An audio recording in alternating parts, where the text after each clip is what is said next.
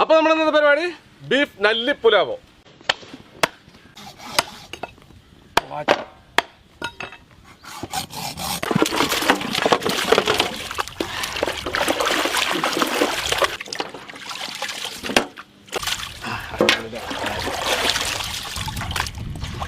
Spices വറുത്തെടുക്കാം.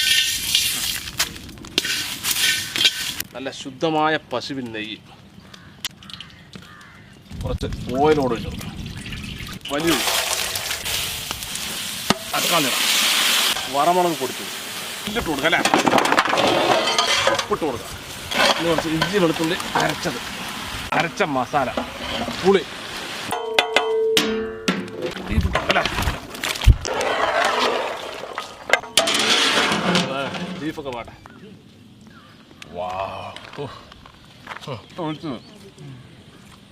ഇതങ്ങനെയുണ്ട് സംഭവം, നല്ല ടേസ്റ്റ് ഉണ്ട്. നല്ല ടേസ്റ്റ് ഉണ്ട്, അങ്ങനെ അടിപൊളിട്ടാ. ഊത്തിൻ്റെ ഇതൊക്കെ നോക്ക്, റൈസിലൊക്കെ കൊഴുപ്പ് ഇറങ്ങിയിട്ട്. അതെ, റൈസൊക്കെ നല്ല ടേസ്റ്റ് ഇട്ടാ.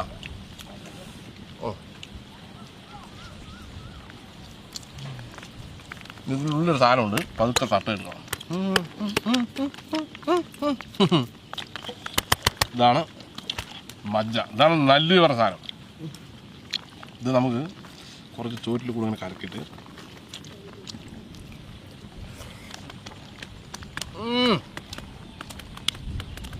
ഒരു രക്ഷ ചേട്ടാ, അമ്പ പൊളി.